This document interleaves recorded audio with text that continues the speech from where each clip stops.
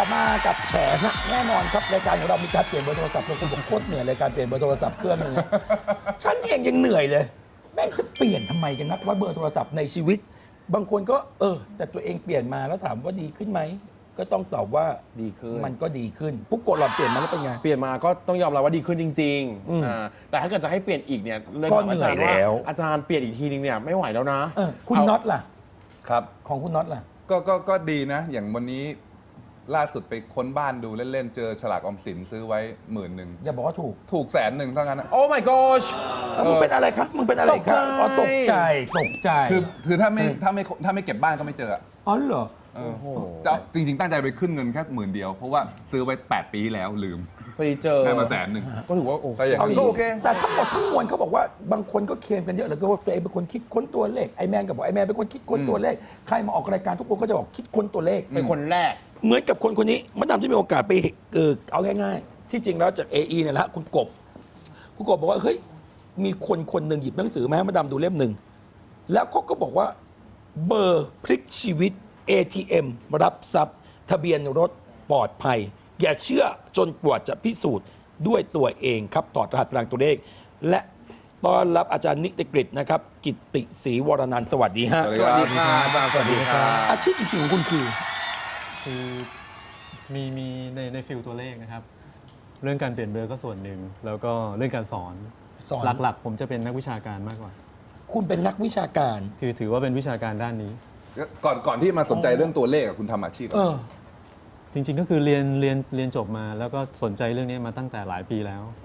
มันน่าจะเป็นเกือบ10 ปีที่แล้ว ก็ดูแลเรื่องตัวเลขโดยตรงมาตั้งแต่เรียนจบเลย บางคนก็บอกชีวิตจะต้องล้มละลายก่อนบางคนบอกชีวิตจะต้องพังก่อนชีวิตจะต้องนับส่วนใหญ่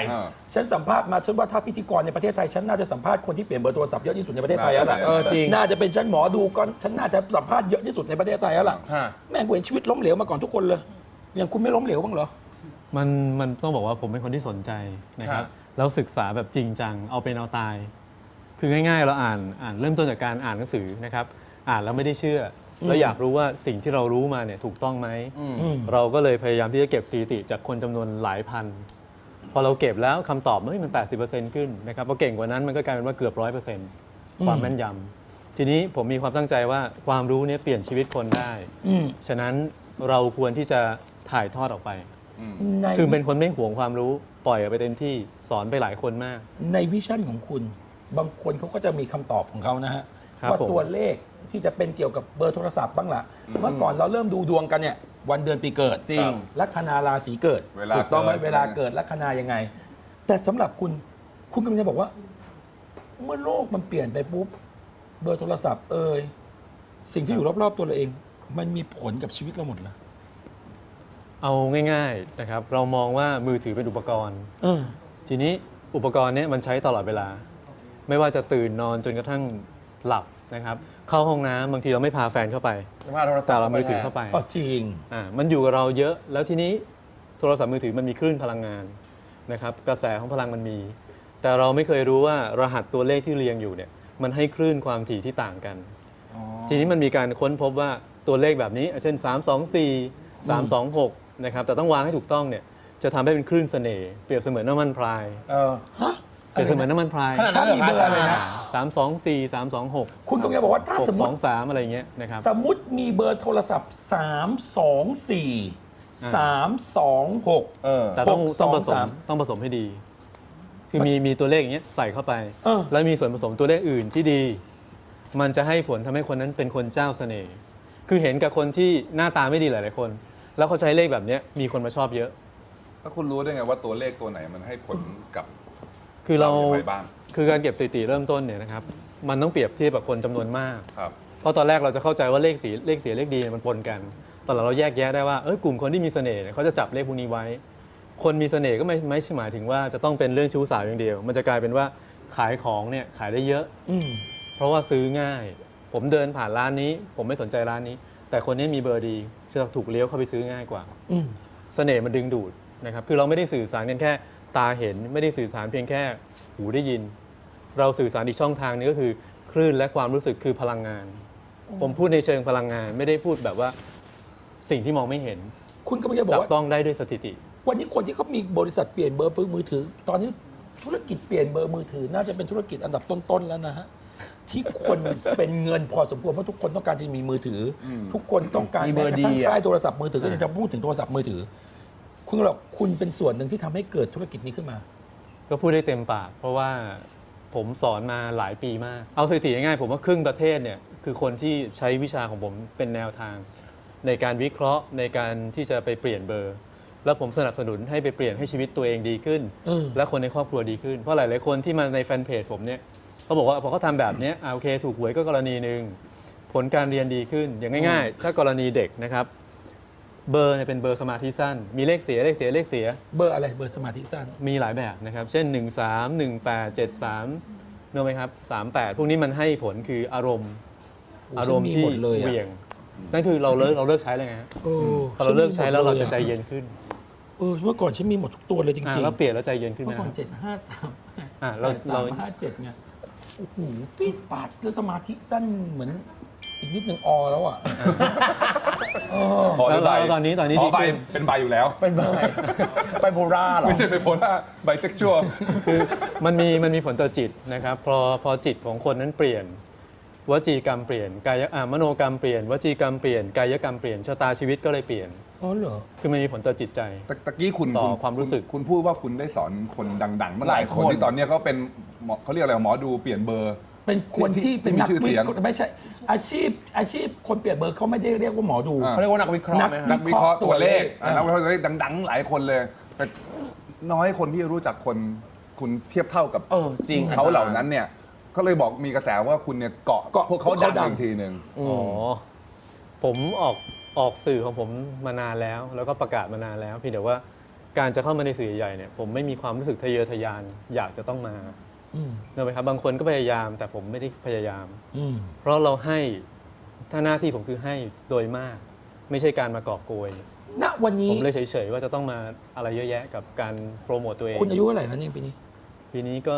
35 ครับ เด็ก อุ้ ข ย อง เรา เรา ก็เรา อีก อีก อะเออ เมื่อกี้ที่บอกไม่โปรโมตตัวเอง ต้องขอบอกกันนะว่ารายการเราเป็นรายการแรกนะ ที่คุณยอมมาอ ที่ อก เขายอมมาออก มีรายการอื่น แต่ถ้าสื่อแบบเนี้ยอันนี้รายการแรก โอ้ขอบคุณ ขอบ มาก คุณมาก ๆ จริง ๆ แล้วการเปลี่ยนเบอร์โทรศัพท์ เป็นวิทยาศาสตร์ หรือเป็นไสยศาสตร์ หรือเป็นมูเตลู อยู่ที่มุมมอง เออ นะครับ เอามองแบบธรรมะก็ได้ เช่น ผมเคยคุยกับพระรูปหนึ่ง ท่านบอกว่าคุณบอกตัวเลขมาถูกต้องอาตมาเป็นเช่นนี้ แต่สิ่งที่คุณพูดเนี่ยในพุทธศาสนาไม่มีตัวตนคือเป็นสมมุติ อืม ผมก็เลยหลวงพี่บอกถูกหมดแต่มาบอกว่าสมมุตินะครับ อืม ผมก็เลยบอกว่าเอางี้แล้วเอาหลักการง่ายๆแล้วกัน ก็คือว่าตัวหลวงพี่พระอาจารย์ท่านเนี่ยเป็นสมมุติ ผมก็เป็นสมมุติ อืม ระหว่างสมมุติดีๆกับสมมุติเร็วๆท่านจะใช้อะไร ท่านบอกก็เลือกดี เออ ๆ คืออะไรที่มันดีอะครับมันก็คือดี แต่เราไม่มีความรู้มาอธิบาย มันไม่ได้ผิดว่าการไปเชื่อสิ่งเหล่านี้แล้วมันใช้ไม่ได้ อืม แต่การเข้าใจเรื่องเหตุผลเนี่ยมันมีความลึกซึ้งหลายอย่าง เพราะคนนี้พูดว่าเลขนี้ดีใช่ไหมครับ คนนี้บอกว่าเลขนี้ไม่ดี เราจะรู้ได้ยังไง ผมจะบอกเป็นสโลแกนส่วนตัวตลอดว่า อย่าเชื่อผม อย่าเชื่อใครให้พิสูจน์ ทีนี้การพิสูจน์เนี่ยต้องมีองค์ความรู้ก่อน ผมเลยเน้นที่จะเปิดสอน เพราะว่าผมจะตายกับความรู้นี้ไม่ได้ ผมอยากให้คนทั้งโลกเนี่ยเอาไปใช้ให้เกิดประโยชน์ การดูวิเคราะห์ตัวเลขกับการดูดวงวันเกิดนี่มัน มันต่างกันยังไง ในเมื่อมันก็เป็นตัวเลขเหมือนกัน มันต่างกันอย่างนี้ครับวันเดือนปีเกิดใช้กับตัวมนุษย์ อืม แต่มือถือเป็นอุปกรณ์ เราจะซื้อมือถือเนี่ยเราดูไหมครับ มือถือเกิดวันที่เท่าไหร่ เออ มันเป็นอุปกรณ์ มันไม่ใช่ตัวตนเรา แต่มันเป็นสิ่งที่มาเสริมมาดึงศักยภาพมนุษย์ อย่างที่ผมบอกว่าเด็กเรียนหนังสือเนี่ยสมาธิไม่ดีคลื่นความถี่ไม่ดี เปลี่ยนให้มีสมาธิเขาก็เรียนผลการเรียนชัดเลย มันขึ้นจาก 3.1 เป็น 3.9 อย่างเงี้ยมันมี คุณกำลังจะบอกว่ามันเป็นพลังงานที่อยู่ใกล้ตัวมนุษย์ที่สุดตอนนี้ สูงมาก สูงมาก มากกว่าการจะมองว่าเลขที่บ้านบัตรประชาชน มันสูงและมันเปลี่ยนได้ อาจารย์แล้วอย่างเงี้ยถามเลยค่ะบางคนที่เปลี่ยนเบอร์โทรศัพท์มาแล้วเงี้ยไม่เห็นผลมีไหมคะ มีแต่ว่าน้อยแล้วการเปลี่ยนที่ไม่เห็นผลเนี่ยบางอย่างที่เขาต้องการเขาไม่เข้าใจหยิบมาผิด อย่างเช่น เอาเลขที่ดีมาทั้งหมด แต่เป็นเลขเกี่ยวกับการไหว้พระสวดมนต์ ค่ะ ก็หาเงินไม่เก่ง ก็ไม่มีอำนาจ ขาดเสน่ห์ที่จะทำให้ครองใจคู่รักตัวเอง เลขเนี่ยจะต้องเลือกให้สมดุลโลก สมดุลธรรม เออ หลักมันมีอยู่ อย่างบางคนเขาบอกว่าคุณลองดูแล้วกัน ถ้าสมมติคุณมีเลขเหล่านี้อยู่ในมือถือของคุณ มะเร็งแดกแน่นอนเบอร์อะไรฮะ มะเร็งกินครับ มะเร็ง เป็นมะเร็ง รับประ ค ทาน รับเป็น มะ มะ เร็ เร็ ง ง รับประทาน ฮะ ต้นกำเนิดเรื่องนี้นะครับ ฮะ คือมันมีดัตต้าเบสอยู่ว่ามันเกี่ยวกับโรคภัยไข้เจ็บ ผมมาเจอจังๆ คือคุณพ่อเสียชีวิตด้วยโรคมะเร็งนะครับคือเบอร์คุณพ่อจะเป็น 5544350 คือการดูเบอร์มือถือจริงๆเนี่ยเราจะดูแค่7ตัวท้าย 3 ตัวหน้าไม่นับเพราะ44มันเจอแบบนี้ นะ นะ ค ค รั รั บบ แค่7ตัวท้าย เลข0ปรากฏตรงไหนก็ได้ใน7ตัวท้ายเนี่ยจะกระตุ้นมะเร็งเนื้องอกในร่างกาย ทีนี้คุณพ่อเป็นมะเร็งเนี่ยมันแค่คนเดียว แต่เราเจอคำตอบหลังจากพ่อเป็นมะเร็ง เพราะตอนช่วงที่คุณพ่อป่วยเนี่ยต้องไปสำนักสงฆ์ไปคลินิกไปหาหมอ ไปทุกที่ แพทย์ทางเลือกไสยศาสตร์มันไปทุกอย่าง แต่ที่เราไปจะมีคนที่เป็นมะเร็งอยู่ แล้วเราก็ถามว่าคุณป้าคุณพี่เป็นโรคอะไรอ๋อเป็นมะเร็ง เป็นจุดนั้นเป็นจุดนี้ แล้วเบอร์มือถือเป็นเบอร์อะไรครับ ผมอยากรู้ ขอเบอร์มือถือทุกคนเลยที่คุณไป ผมก็ ตอนช่วง ถาม เก็บ เลย ข้อ ข มู อ ล ดูเลย ถามเสร็จทำไมทุกคนมีเลขศูนย์ใน 7 ตัวท้ายเนี่ยสอดคล้องกัน ทีนี้สถิติเราไม่เก็บไว้คนเดียว ผมบอกว่าอ่ะประกาศออกไปลูกศิษย์ใครเจอไปดูทุกคนกลับมาตอบว่ามันเกิน 50%ที่พอมีเลขนี้แล้วเนื้องอกมันเกิด เบอร์ศูนย์เนี่ยเหรอ คือเลขศูนย์ ศูนย์อยู่กับอะไร ศูนย์อยู่กับ อ อะไร ยู่ตรงไหนก็ได้ใน แน่ เจ็ด นอน ตัวท้าย คุณกำลังจะบอกว่า ศูนย์มันมีโอกาสอยู่ได้กับทุกตัว เอาจริง ๆ อย่างนี้คนที่มีศูนย์มันก็คือมะเร็งรับประทานหมดเลยเหรอ เอาง่ายๆว่าโรคณปัจจุบันเนี่ยคนป่วยเป็นโรคนะครับเครียดทางความคิดทางร่างกายเนี่ยเยอะมาก เราไม่เคยมารู้ว่ารหัสและพลังงานเนี่ยมีผลต่อร่างกาย เป็นตัวกระตุ้น เพราะว่าถ้าเรามองแบบโหราศาสตร์เราก็จะเอาแต่ว่าดูอนาคตดูดวง ผมเลยบอกว่าตัดคำว่าดูดวง เพราะอันนี้คือผมคิดว่ามันเป็นศาสตร์ของพลังตัวเลข มันต้องมองแบบนี้ เพราะถ้ามองเป็นดูดวงเป็นโหราศาสตร์ เราจะมองเรื่องอนาคต พอเรามองเรื่องอนาคตเป็นสิ่งที่ยังไม่แน่นอน แต่ที่ผมพูดคือปัจจุบันที่เราใช้อยู่ พลังในปัจจุบันที่คุณครอบครองอยู่ คุณอยากเซ็กซี่ใช่ไหมคุณใช้เลขแบบนี้แบบนี้ แล้วแฟนจะคิดถึงคุณ มันทำได้ ตะกี้บอกเบอร์ศูนย์สมมุติว่าตอนเนี้ยมีครับใครสักคนหนึ่งอะมีเบอร์ศูนย์ในตัวเลขแล้วเป็นมะเร็งอยู่ถ้าเปลี่ยนเบอร์จะหาย มันจะหาย ดีขึ้นไหม มีกรณีที่หายหรือมะเร็งเล็กลง แต่ไม่ใช่ทุกคน แต่มันมีที่เล็กลง พอไปตรวจแล้วเขาบอกว่ามันบางลงมันเล็กลง เบอร์อะไรอยู่กับศูนย์แล้วน่ากลัวที่สุด มันมีความรุนแรงนะครับ อย่างเช่น 08 01 นี่ไง 03 ในเจ็ด 07 ตัวใช่ไหมคะ ในเจ็ดตัว ใน เหรอ 7 ตัว คือ 07 จะเจอคนที่เป็นเกี่ยวกับกล้ามเนื้อ เช่นกระดูกเส้นเอ็นมีปัญหา จะเจอแบบนี้บ่อย ถ้า 01 จะเจอคนที่เป็นเกี่ยวกับไมเกรน และเป็นโรคเกี่ยวกับกระบอกตามีปัญหานะครับ 03 ก็เจอเป็นไมเกรนเหมือนกัน แต่ว่าจะมีอารมณ์ที่รุนแรง ฮะ คนใช้ 03 สังเกตว่าโมโหง่าย อารมณ์พุ่งง่าย เครียดง่าย ตัวเลขอะไรให้ใช้ต่อไป จนเครียดกินเหล้า ฮะใช้ เอาง่ายๆ ใช้ไปยิ่งใช้ยิ่งจนว่างั้นเถอะ ถูก อ่า ถ้า มีจริงๆ คำ อันเนี้ยมันมีจริง ถ้าคำว่าจน พูดตรงๆ ถ้าคำว่าจนเลขเสียตังค์เลขที่ทำให้เราจนใช้การเงินเกินตัวก็คือ 27 72 67 76 นะครับ 720027อย่างนี้ก็ได้ ได้ เหมือนกันนะ ได้ครับ ตัวเลข 02 06 พวกนี้มันเกาะกลุ่มกันนะครับถ้าเราเพิ่มเป็น 702 ก็ยิ่งรุนแรง อ๋อเหรอ มันมีการผสมตัวเลขซึ่งซับซ้อน เพราะว่า คือ ตัวเลข 7 ตัวมันมีทั้งหมดเกือบล้านรูปแบบ เพราะที่พวกเราบอกว่าถ้ามี 0 มี 2 มี 7 อยู่ด้วยกันมันจะเป็น0อันนี้เขา เป็น 027 หรือบางทีคุณอีกว่ามา อ่า 207 702 71อะไรแต่ถ้าจะมี3หมายเลขที่อยู่ด้วยกันเนี่ย สลับไป มันน่ากลัว สลับมาก็เป็นหนี้ ควรเปลี่ยน ถ้าไม่เป็นหนี้ก็จะเป็นคนที่มีเงินเก็บไม่ได้ อันนี้ควรเปลี่ยน ถ้าใครมีเลขนี้ควรเปลี่ยน คือเงินมันไม่อยู่ใครๆก็อยากเปลี่ยนถูกไหมครับ เปลี่ยนสิ มันรั่วเนาะ แล้วพอเปลี่ยนแล้วเขาดีขึ้นนั่นคือสิ่งที่ดี เลขอะไรที่ไม่ควรมีในมือถือเลยนอกจาก3เลขนี้ เอาง่ายๆเบสิกก็คือเลขศูนย์ เลข ห้ามมีเด็ด ห้า ขาด มีเด็ดขาด มันมีผลต่อจิตใจด้วยทำให้คนเก็บตัว บางคนทะเลาะกับพ่อแม่ มัน ไม่คุยกับพ่อแม่ ไม่ได้ คือมีเลขศูนย์เยอะ มันไม่ควรมี ไม่ควรมีอยู่แล้วใช่ไหม จริง โอ้ ๆ มันไม่ควรมีจริงๆ แต่ไม่นับ 3 ตัวหน้านะครับ ไม่นับ 091 ไม่เกี่ยว ศูนย์อะ 081 ไม่เกี่ยว มันไม่ควรไม่ต้องให้หมอดูไม่ต้องให้หมอคนเปลี่ยนเลขเลยคือ0อยู่กับ8ก็ไม่ควรมี0อยู่กับ6ยิ่งน่ากลัว ผิดหวังเรื่อง จริ ค งๆ วามรักอะไรเงี้ยศูนย์ เลขอะไรที่ควรมีอยู่ในมือถืออ่ะ ถ้ามีแล้วดีอ่ะ มีแล้วดีอ่ะ สแตนดาร์ด เลขคู่กันเลข สม คู่ ม กัน ติอย่างฉันเนี่ย789เนี่ย อะไรเธอ789เหรอ โอ้ฉัน789 เธอ เจอ เธอ8 789 878 878เธอ คืนนี้ 878 ผู้ชายโทรมานะ ผู้หญิงไม่ต้องโทรนะ นี่ เอา เอา เบ เบ อ อ ร์ ร์ หมดแล้วเอาตรงถามตัวอย่างเขาก็รู้เบอร์โทรศัพท์เป็นวูดดี้2ตอนกูโดนแฮ็กไอจีอีกแล้ว อันเนี้ยดีไหม878 ดีไหม คืออย่างนี้ครับ คาแรคเตอร์เนี่ยต้องใช้ความรุนแรง อุ้ย แสดงออกแบบรุนแรงเฮฮา มีแซ่มาที่บ้าน ฉะนั้นมันใช้ได้ แซ่ เหรอ มัน เหมาะกับคนอารมณ์รุนแรงคาแรคเตอร์ ณ หลาน วันนี้เบอร์ 7 8 9 8 9 7 หรือ 3 ตัวหนูเนี่ยบางเบอร์มันขึ้นไปเป็นหลักแสนแล้วอะ ครับ มันหมายความว่าอะไรกันแน่ อาจารย์เล่าสิ มันอย่างนี้ครับ ถ้าเลขเนี้ยถึงแม้จะราคาสูงแค่ไหน ไปอยู่กับคนผิดคนก็เท่ากับทำลายเขา อ๋อเหรอ คือผมจะมองงี้ว่าบางตัวเลขอะ มันเหมาะกับบางคนเหรออาจารย์ มันไม่เหมาะกับทุกคน มันเหมาะกับบางคนเหรออันนี้สามคนนี้เหมาะไหมคะอาจารย์ขาแม่7 8 9เรียง3 คนเลยค่ะ เป็นอะไร 7-8-9กันหมดเลย หมอหรือเปล่า นี่อาจารย์ดูซิแต่ละคนไม่ต้องบอกเบอร์ทั้งหมดแต่แค่ดูว่าพี่น็อตได้ไหมพี่มดได้ไหมผู้กดได้ไหม คือทั้งสองคนเนี่ยได้ เออ แต่ว่าจะไม่ได้เรื่องความรักได้เรื่องเงิน โอ้ ไม่เป็นไร ไม่เอา มี ไม่ เงิน เอา ก็ ไม่ ค่อยซื้ เอา อ มีเงินเราก็จะซื้อเอา แต่ของคุณ เงินมาการแสดงไป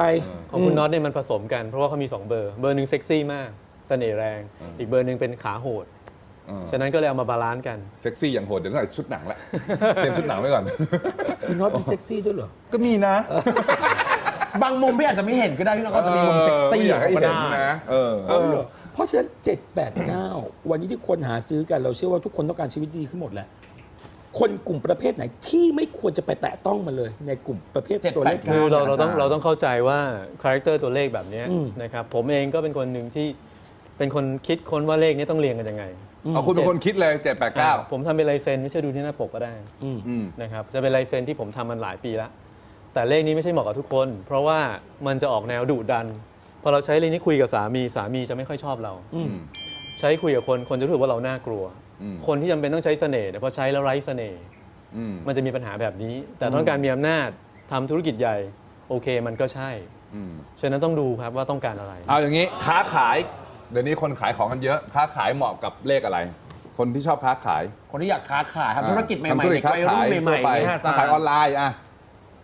มันมีหลายประเภทนะครับแต่ถ้าเกิดว่าตัวเลขที่ทำให้คนเนี่ยมีพลัง ครับ แล้วเป็นกลางๆไม่เป็นโทษนะเวลาเราฟังไปแล้วมันไปเลือกแล้วไม่อันตรายเนี่ย อืม ก็คือต้องให้เป็น 635 หรือว่า 536 635หรือ ไปใส่ 536 ไม่ได้เบอร์ เพราะว่าผมมองว่า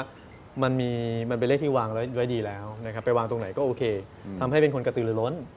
มีความขยันแต่พอเหมาะ เพราะว่ามันมีเลข5แทนปัญญา อืม นะครับมันผสมอยู่คือทุกคนเนี่ยเวลาเปลี่ยนเบอร์จะต้องมีสติปัญญาด้วย อืม คือมีเสน่ห์มีเงินแล้วก็ต้องมีปัญญา อ่า นี่คือหลักที่ผมถ่ายทอดมานานว่าต้องเป็นแบบเนี้ยชีวิตจริงสมบูรณ์ ตอนนี้บางคนมีปัญหาครอบครัวอยู่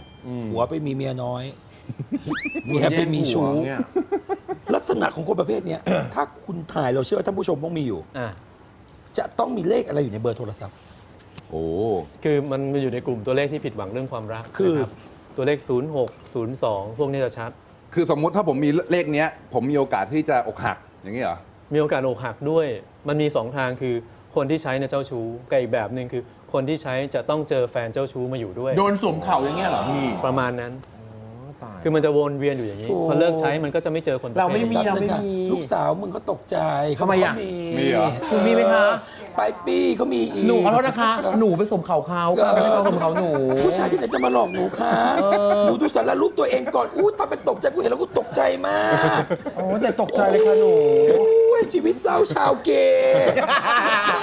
งงมาก อ่ะ นอกจากจะมีลูกศิษย์เป็นคนดังแล้ว คุณก็มีเขาเรียกอะไร ค ลู น ก มาเปลี่ ค้าย น เหรอ เรียกว่าลูกค้าเหรอ ไม่ใช่ เรื่อง คน เรียก ที่เปลี่ยนเบอร์ คนที่เปลี่ยน คน เบอ ที่ ร์ เป็น อา เบอ จารย์ ร์ เบอร์แต่ละอาจารย์เป็น7-800,000หรือเปล่า มันมีราคาไม่แน่นอนนะครับ แพงสุดคุณเท่าไหร่ ก็หลักแสน กี่แสน มี กลางแสนกลางแสนปลายแสนต้น โอ้ผมไม่ได้จำด้วยสิ อืม เพราะบางที 700,000-800,000มีไหมอาจารย์เบอร์อาจารย์อ่ะ เอ่อมีตั้งไว้แต่ไม่ได้ขาย อ๋อ คือบางเลขเนี่ยผมไม่คิดว่าจะเอามาขาย ทำไมวันนี้เบอร์โทรศัพท์มันขึ้นอยู่กับอะไรที่มันจะถูกจะแพงเนี่ย อยู่ที่คนให้ด้วยนะครับ แล้วก็หลายๆอย่าง อยู่ที่คนตั้งราคา ขวัญอุตสาหมณีก็มาเปลี่ยนกับคุณ หลายปีแล้ว แล้ แต่ วเปลี่ยนไป ที่ แล้วเนี่ย ที่จำได้จะเป็นของวีเจจ๋า อ๋อจ๋า จ๋า เพราะว่าจ๋าเนี่ยคือผมบอกว่าเลขเดิมมันเป็น 5 กับ 9 เยอะ มันหมายถึงว่าศาสนาเด่น มันจะไม่มีเรื่องชื่อเสียง มันไม่มีสีสัน ถ้าเปลี่ยนจะใส่สีสันให้ แต่ว่าระวังใช้แล้วจะออกแนวติ้งต้องหน่อย อืม คือทำให้ล่าเริงเฮฮาปาร์ตี้พอเราใช้ได้สักเดือนหนึ่งเขาก็ตัดผมสั้นเลย เอาอย่างนี้ดีกว่า เพราะมันมีผลต่อการตัดสินใจ เรามานั่งดูว่าเบอร์ใครดีไม่ดีคงไม่ได้หรอก อืม คุณคิดอยากจะสอนวิชาอย่างเงี้ย ให้มันอยู่ไหมอยากจะเปิดเป็นคอร์สเป็นเรื่องเป็นราวเลยไหม สอนอยู่แล้วครับ มัน ล้ว แพงไหมที่จะต้องเรียนตัวเลขเนี่ย อยากรู้จังเลยค่ะ มันแพงไหม คอร์สหนึงของอาจารย์ที่อาจารย์เปิดสอนนะคะ ผมมี3เลเวลนะครับ คือเลเวล1 2,900เลเวล2 4,900 อ้าวไม่แพง อ๋อ ดิ เหรอมันก็หลักพันเหรอ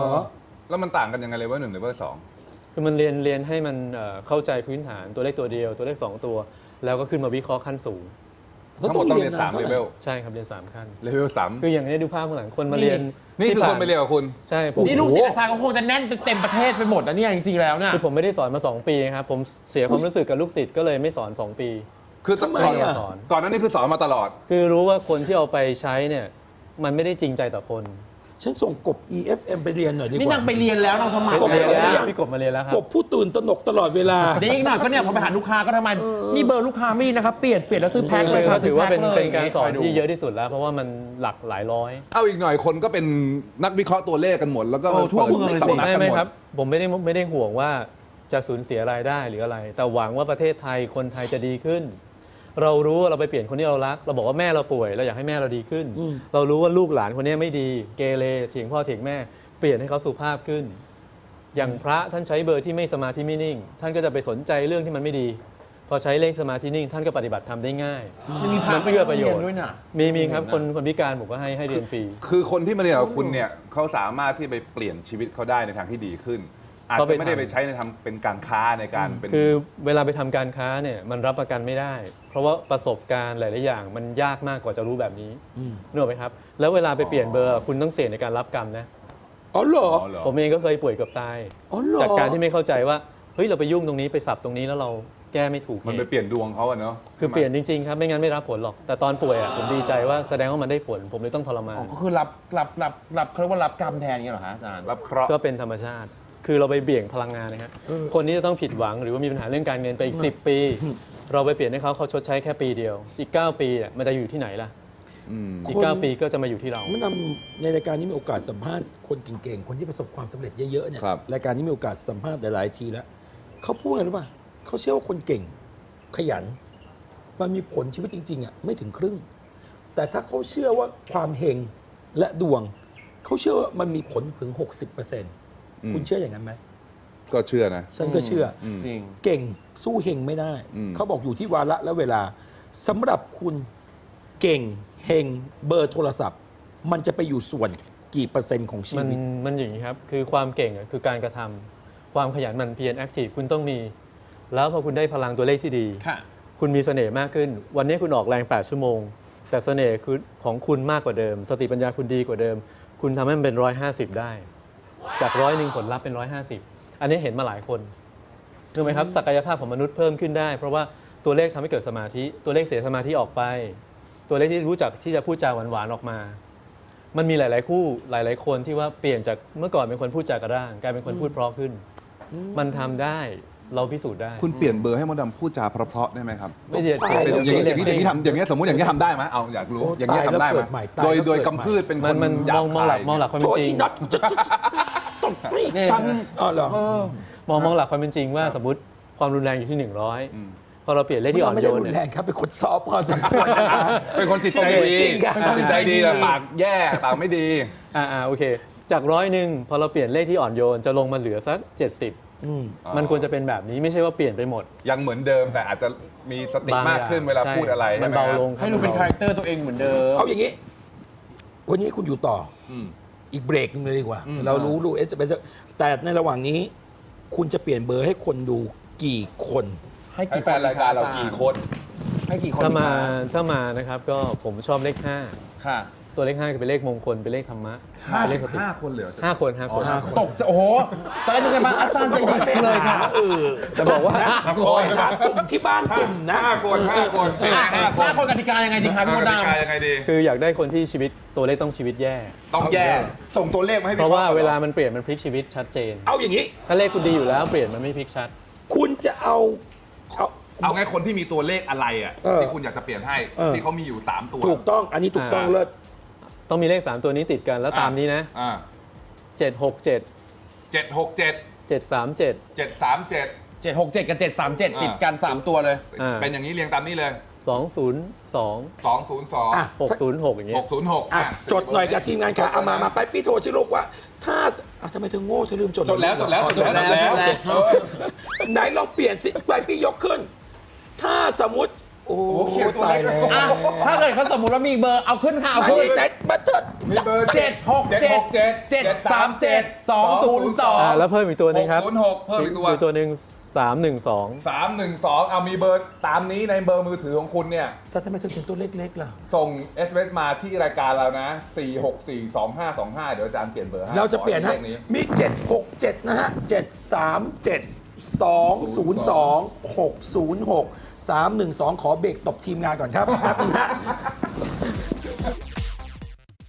ต้องเพิ่มเวลาตอนนี้ SMS มีเข้ามาเท่าไหร่แล้วจ้าพอเช็คได้ไหมจ๊ะ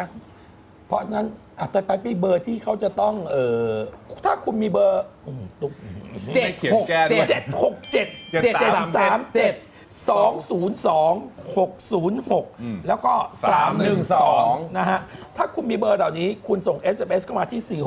4642525 คุณพร้อมจะเปลี่ยนให้กับเขา สบายมาก แล้วถ้าสมมติมีมากกว่านั้นเดี๋ยวคุณเป็นคนเลือกแล้วกันว่าเบอร์ไหน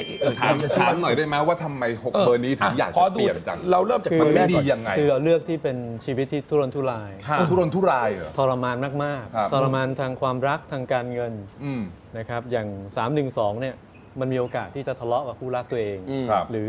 คบเลิก อืม ชีวิตไม่มีความสุขเรื่องความรัก ครับ แล้วก็เป็นคนใจร้อน อืม ค่อนข้างมาก ฮะ นะครับอย่าง 767 202 พวกนี้ก็คือจะเสียทรัพย์บ่อย เสียเงินบ่อย เสียเงินบ่อยนะค มี รับ เหตุให้เสียเงินเรื่อยๆเลย เสียเงินเรื่อยๆ บางคนก็อย่างถ้าเป็น 202 606 เนี่ยคือใจอ่อนเสียทรัพย์ง่าย ถูกคนหลอก รู้เขาหลอกเต็มใจให้หลอกซ้ำแล้วซ้ำเล่าทุกแล้วทุกอีก อย่างเงี้ยน่าจะหลุดพ้นหน้าที่จะช่วยให้หลุดพ้นขึ้นมา อืม นะครั เพ บ ราะฉะนั้นอันนี้ทุกคุณถึงบอกว่าถ้าสมมติมีเบอร์ฮะ 1,077 ข้อความ วันนี้ที่ส่ง ณ เข้ามา ตอนนี้ มีเบอร์อย่างเงี้ยน่ะเหรอณตอนเนี้ยคุณ 1,077 ข้อความที่มีเบอร์อย่างที่คุณพูดอย่างเงี้ย ค่อยเลือกแล้วกันว่า ค่อยเลือก จะ เดี๋ยวคุณเลือกว่าอันไหน 5 เบอร์5 เบอร์อ่ะ นี่ 5 นาทีเองนะเร็วมาก ไม่ถึง 5 นาทีไม่อกี้เบรกโฆษ ตอน ณา เบรก ไป โฆษณา 5 นาที อยากเปลี่ยนเบอร์ค่ะ อยากจะหมดหนี้หมดสิน ฉันก็อยากค่ะ ให้ภาวนาให้ภาวนาตั้งจิตดีๆครับ เดี๋ยวมันก็จะไปถึงคนนั้นหมด ครั้งหนึ่ง แข่ง ผม ก็ ก็ ได้ บอกว่า บุญ คุณเป็นคนที่ไม่เชื่อเรื่องไสยศาสตร์แต่มันก็เคยมีอะไรที่มันเกี่ยวกับหาคำตอบไม่ได้ คือ มาบอก ชีวิต ผมเหมือนกัน ชีวิตเรามันสับที่จะรู้ในสิ่งที่มองเห็นและเลยจากตาเรามองไม่เห็น ผมก็มีอยู่แล้ว อืม นะครับการรับรู้ที่มันอธิบายไม่ได้ ทีนี้มันแล้วแต่คนจะมาพูด เพราะว่าการพูดเรื่องสิ่งเหล่านี้เรารู้อยู่คนเดียวเป็นปัจจัตตัง แล้วเรามาบอกให้คนอื่นเชื่อเรา ผมจะไม่ทำแบบนั้นเพราะมันควรจะไปรู้กันเอง อืม ทีนี้เราควรจะบอกในสิ่งที่สื่อสารได้อธิบายได้ จะเป็นประโยชน์กับมนุษย์มากกว่า นะครับเพราะไม่มีเจตนาจะให้คนเป็นงมงาย อืม อยากให้คนมีสติแล้วก็เอาสิ่งเนี้ยที่มันดีเอาไปใช้เสริมตัวเองนะครับแล้วสิ่งที่ไม่ดีเอามันออกไป ฮะ คนในประเทศไทยจะได้ดีขึ้น แล้วในโลกนี้ยังมีอีกหลายคนที่ต่างประเทศนะฮะเช่นญี่ปุ่นอเมริกาไต้หวันอังกฤษเลขเป็นสากลมีผลหมด เปลี่ยนแล้วชีวิตดีอยู่ต่างประเทศชีวิตดีเยอะแยะไปดูในเพจผมได้ คุณมีลูกค้าต่างประเทศยัง คุณมีการได้เชิญไปต่างประเทศไปเปลี่ยน ไป ตัว เป เล ลี่ ข ยน เขาห เบ รือ อ ยัง ร์เปลี่ยนชื่อ คือ เปลี่ยนอะไร ไม่ต้องไปแล้วครับเขาแค่ส่งมาในเพจเนี่ยก็ ก็ บอก มีแล้ว คุณเป็นอีกสิ่งหนึ่งที่ดูในเพจได้คือเบอร์โทรศัพท์ มันไม่ต้องไป ถ้าอยากจะรู้เรื่องสนุกไปเซิร์ช YouTube คำว่าเลขพลิกชีวิต ฮะ รายการเลขพลิกชีวิตเนี่ยผมทำมา 2 ปี มีคนที่เอาหนังสือจากประเทศไทยไปเปลี่ยนเบอร์ที่เมืองนอก เสร็จแล้วปรากฏว่าชีวิตพลิกเขาเจอมหาเศรษฐีมารักกับเขา อู้ตายอู้ตายได้ไงครับ แต่ว่าเขาไม่เข้าใจครับเขาไปเปลี่ยนเลขอีกทีหนึ่งก็เลยเลิกกัน อุ้ย อ๋อ เพราะเขาบอกว่าเขาเข้าใจว่าเลขนี้มันเสน่ห์เหมือนกันผมบอกไม่ใช่ เปลี่ยน เลขตัวแรกเสน่ห์แรงกว่า ตัวที่ 2 จะน่าเบื่อเขาไม่เข้าใจเขา มี เปลี่ยนแล้วก็เลิก น่า กันเล เบื่ ย อแล้วก็เลิกกัน คือมันละเอียดลึกซึ้งพอสมควร 3 อย่าง ตัวเองก็มีเพื่อนที่จะเป็นเจ้าของธุรกิจเยอะแยะ อืม เวลาเขาจะเปิดสมุดบัญชีที ครับ คุณเชื่อไหมว่าเขาเอาสินแสเนี่ย ดูเลขบัญชีเหรอ โอ้ยอีน็อตนั่นตัวเด็กๆ สมมุติเขาจะเอาเงินไปฝากคนเนี้ย50 ล้าน เขาต้องให้หมอดูเขาเนี่ยมานั่งเลือกว่าตัวเลขอะไร ที่จะต้องเปิดบัญชีสำหรับตัวนี้สำหรับกองทุนนี้สำหรับนั่นเป็นเรื่องปกติ